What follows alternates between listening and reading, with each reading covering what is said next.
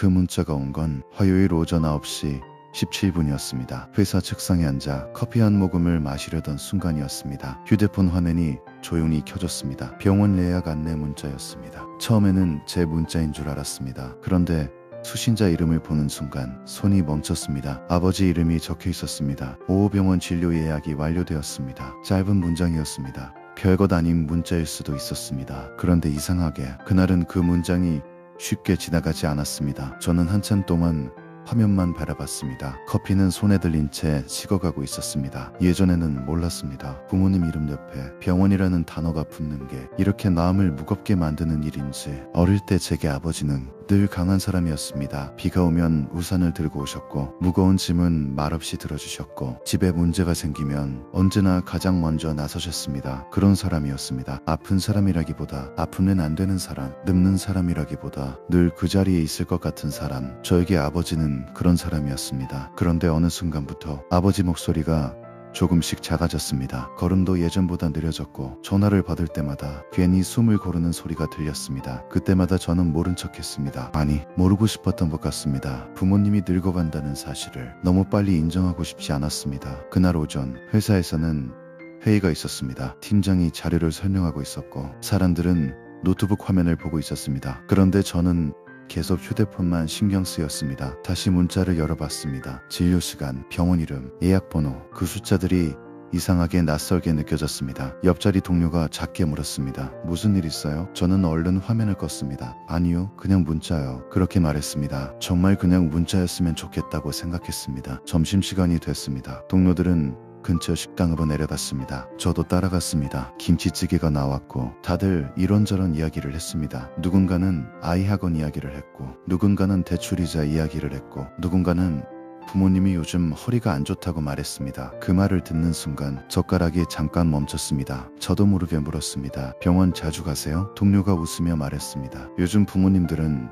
다 병원 하나씩은 다니시죠. 그 말이 이상하게 마음에 남았습니다. 부모님들은 다 병원 하나씩은 다니신다. 평범한 말이었습니다. 그런데 그 평범한 말이 그날은 너무 현실처럼 느껴졌습니다. 식사를 마치고 사무실로 올라오는데 엘리베이터 안거울에 제 얼굴이 비쳤습니다. 피곤한 얼굴이었습니다. 눈밑도 조금 어두웠고 머리카락 사이에는 흰머리도 조금 보였습니다. 문득 생각했습니다. 나도 이렇게 늙어가고 있는데 아버지는 얼마나 더 늙으셨을까? 그 생각을 하자 괜히 마음이 불편해졌습니다. 오후 내내 일이 손에 잡히지 않았습니다. 메일을 열었다가 닫고 자료를 보다가 다시 휴대폰을 봤습니다. 아버지에게 전화를 걸까 말까? 그 생각만 계속했습니다. 그런데 이상하게 쉽게 누르지 못했습니다. 혹시 아프다고 하실까봐, 혹시 별거 아니라고 또 숨기실까봐, 혹시 제가 아무것도 해드릴 수 없다는 걸 확인하게 될까봐 그게 무서웠습니다. 퇴근 시간이 가까워질수록 마음은 더 무거워졌습니다. 결국 저는 회사 주차장에 내려와 차 안에 앉은 뒤에야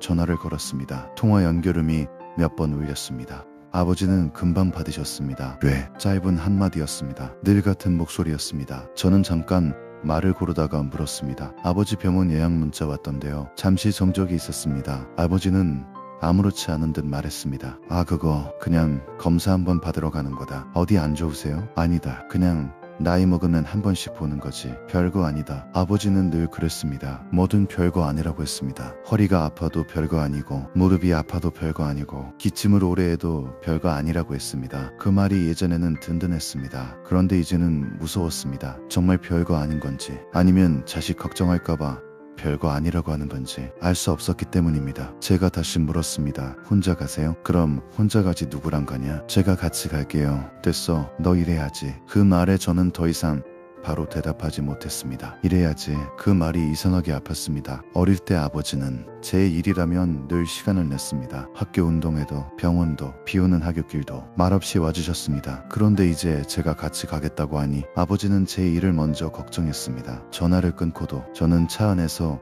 한동안 움직이지 못했습니다. 주차장 불빛이 차창에 흐릿하게 비쳤습니다. 그 순간 오래전 기억 하나가 떠올랐습니다. 초등학교 때였습니다. 비가 많이 오던 날이었습니다. 학교가 끝났는데 우산을 가져오지 않았습니다. 다른 아이들은 부모님 손을 잡고 하나둘씩 갔습니다. 저는 학교 현관 앞에서 비만 바라보고 있었습니다. 그때 멀리서 아버지가 뛰어오셨습니다. 낡은 우산 하나를 들고 바지 끝이 다 젖은 채로 숨을 헐떡이며 오셨습니다. 늦어서 미안하다. 아버지는 그렇게 말했습니다. 그때 저는 별 생각 없이 우산 속으로 들어갔습니다. 지금 생각해보면 그날 아버지도 일을 하다 말고 오셨을 겁니다. 바빴을 겁니다. 힘들었을 겁니다. 그런데 그때는 몰랐습니다. 자식을 위해 시간을 낸다는 게 얼마나 큰 마음인지. 집으로 가는 길 신호등 앞에 멈췄습니다. 길 건너에는 한 아버지가 아이 손을 잡고 서 있었습니다. 아이는 무언가를 계속 말했고 아버지는 피곤해 보이면서도 웃고 있었습니다. 그 모습을 보는데 괜히 눈이 오래 머물렀습니다. 아버지도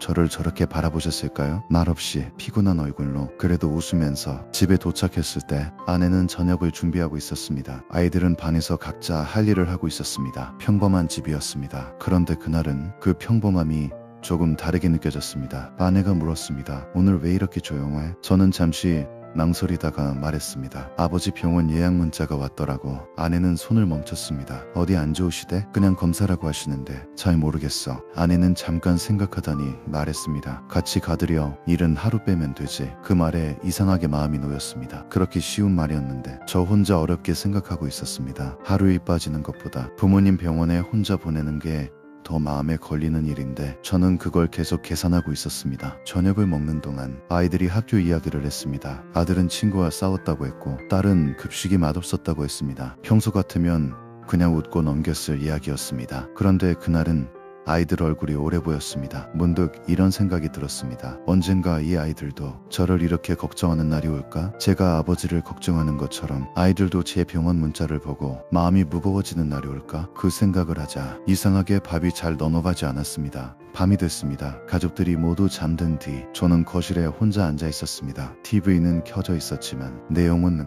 하나도 들어오지 않았습니다. 휴대폰을 다시 열었습니다. 아버지 연락처를 눌렀습니다. 72글자. 아버지, 그 이름을 한참 바라봤습니다. 전화하기엔 늦은 시간이었습니다. 대신 문자 하나를 썼습니다. 아버지, 병원 가는 날 제가 같이 갈게요. 보냈다가 괜히 답장이 올까봐 화면을 계속 보고 있었습니다. 몇 분 뒤 답장이 왔습니다. 괜찮다. 짧은 문자였습니다. 그런데 곧이어 한 줄이 더 올랐습니다. 그래도 내가 편하면 같이 가자. 그 문장을 보는 순간 이상하게 마음이 무너질 것 같았습니다. 아버지는 아직도 제 마음을 먼저 생각하고 있었습니다. 당신 몸보다 제 마음이 편한지를 먼저 보고 있었습니다. 그날 밤 저는 오래 잠들지 못했습니다. 눈을 감으면 비오는 학교 앞에 아버지가 떠올랐고 병원 대기실에 혼자 앉아있을 아버지가 떠올랐고 언젠가 제 아이들이 저를 걱정할 미래가 떠올랐습니다. 어른이 된다는 건 부모님에게서 멀어지는 일이라고 생각했습니다. 내 가정을 만들고 내 일을 하고 내 책임을 지며 사는 것이라고 생각했습니다. 그런데 아니었습니다. 어른이 된다는 건 부모님이 얼마나 오래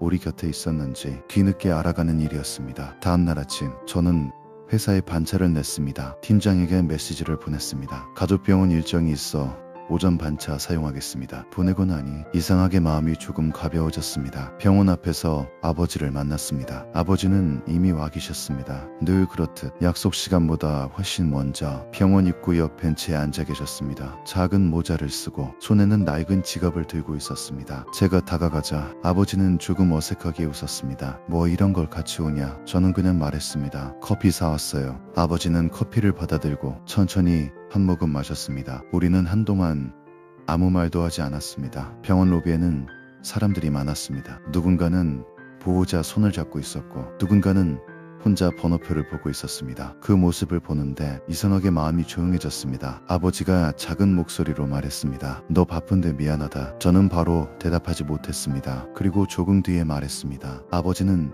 저 병원 많이 데려가셨잖아요. 이번엔 제가 같이 오는 거죠. 아버지는 아무 말도 하지 않았습니다. 다만 커피잔만 천천히 만지고 계셨습니다. 검사는 오래 걸리지 않았습니다. 결과도 큰 문제는 아니었습니다. 다만 앞으로 정기적으로 봐야 한다고 했습니다. 아버지는 의사 앞에서도 고개만 끄덕였습니다. 병원을 나오며 죄다 말했습니다. 다음에도 같이 와요. 아버지는 대답 대신 조용히 앞만 보며 걸었습니다. 그리고 한참 뒤에 말했습니다. 그래.